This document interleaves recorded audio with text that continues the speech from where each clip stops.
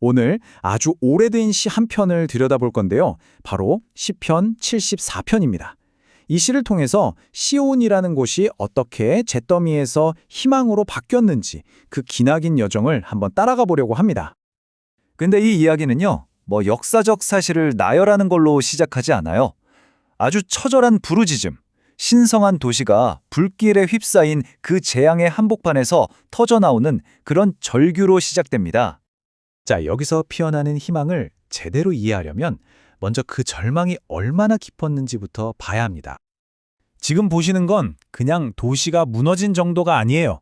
이건 완전한 모독 그 자체입니다. 적들이 성소에서 사자처럼 울부짖고 아름다운 조각들은 도끼로 부서지고 거룩한 장소는 불타고 더럽혀졌어요. 하나님의 상징 대신 적의 깃발이 나붙겠죠.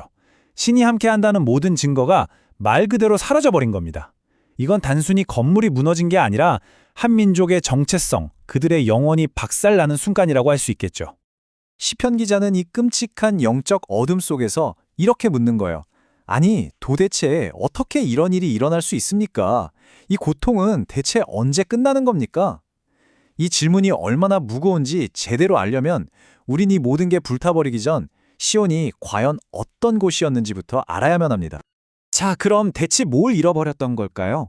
시온은 그냥 지도에 표시된 장소 그 이상이었어요. 아주 심오한 신학적인 의미를 담고 있었거든요. 고대 시온주의라는 게 있었어요. 이건 하나님이 바로 이 시온산에 머무르기로 선택하셨고, 그래서 이곳이 우주의 신학적인 중심지라는 믿음이었죠. 그러니까 시온은 그냥 언덕이 아니라 하늘과 땅이 만나는 그런 신성한 접점이었던 겁니다. 보세요. 처음엔 그냥 하나님의 집이었어요. 근데 여기서 그치지 않고 모든 민족에게 복이 흘러나가는 축복의 셈이 되고 또 초자연적인 보호를 받는 신성한 피난처가 됐죠. 그리고 마침내 절대로 정복당하지 않을 거라는 약속을 받은 난공불락의 요새가 된 겁니다. 자, 이렇게 완벽한 믿음의 정점에 있던 시온이 어떻게 한순간에 잿더미가 될 수 있었을까요? 도대체 뭐가 잘못된 걸까요? 그런데 말이죠. 이 난공불락이라는 약속, 이게 무조건적인 건 아니었습니다. 아주 중요한 조건이 붙어 있었어요. 시온이 안전할 수 있는 건 이스라엘과 하나님 사이의 관계에 달려 있었거든요. 그래서 선지자들이 계속 경고했던 겁니다. 그 관계가 깨지는 순간 이 모든 영광이 정반대로 뒤바뀔 거라고요. 바로 이겁니다. 이 슬라이드가 그 비극적인 추락을 정말 극명하게 보여주죠. 약속 속에서는 하나님의 보호를 받는 우주의 중심이었는데 그 결과는 어땠나요? 하나님의 심판을 받아서 이 땅에서 가장 황량한 폐허가 되어버린 겁니다. 최고점에서 최저점으로 그야말로 수직 낙하한 거죠. 모든 게 무너진 그 절망의 바닥에서 폐허와 침묵 속에서 시편 기자는 아주 결정적인 전환을 합니다. 미래를 내다보는 게 아니라 오히려 아주 깊은 과거로 시선을 돌리는 거죠. 모든 표적이 사라지고 선지자도 침묵할 때 그럼 뭐가 남을까요? 그 답은 눈에 보이는 게 아니었어요. 바로 기억할 수 있는 누군가였습니다.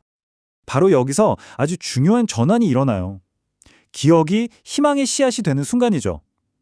시편 기자는 눈앞의 절망을 보는 대신 역사를 통해 이미 증명된 하나님의 변치 않는 성품, 그분의 위대하심에 집중하기로 선택한 겁니다.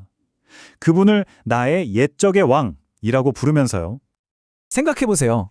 태초의 혼돈 속에서 질서를 만드신 분, 출애굽 때 바다를 갈라서 자기 백성을 구하신 분, 강력한 적들을 물리치고 이 땅에 그들을 세우신 분, 이 모든 역사가 하나의 강력한 증거가 되는 겁니다. 아, 과거에 이렇게 행하셨던 그분이라면 지금 이 폐허 속에서도 분명 다시 일하실 수 있다. 바로 이 기억이 미래를 향한 새로운 비전의 불씨가 된 거죠. 자, 이제 이 여정의 마지막 단계로 가보겠습니다. 여기서 회복이라는 희망은요, 그냥 무너진 성벽을 다시 쌓는 것과는 차원이 다른 훨씬 더 거대한 이야기가 됩니다. 이 희망은 그냥 막연한 기대가 아니었어요. 선지자들을 통해 전해진 메시아에 대한 아주 구체적인 예언에 단단히 뿌리 내리고 있었죠. 이 구절을 보세요.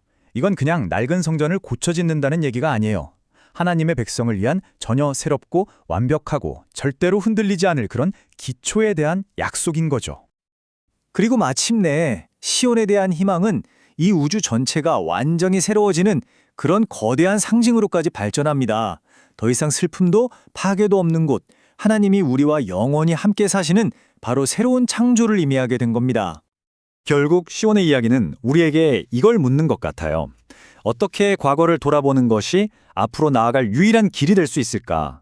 모든 걸 잃었다고 생각하는 그 순간에 우리가 누구였는지, 어떤 반석 위에 서 있었는지를 기억하는 것, 그것이야말로 새롭고 더 나은 미래를 그려나갈 수 있는 가장 중요하고 필수적인 첫걸음이라는 걸 보여주는 거죠.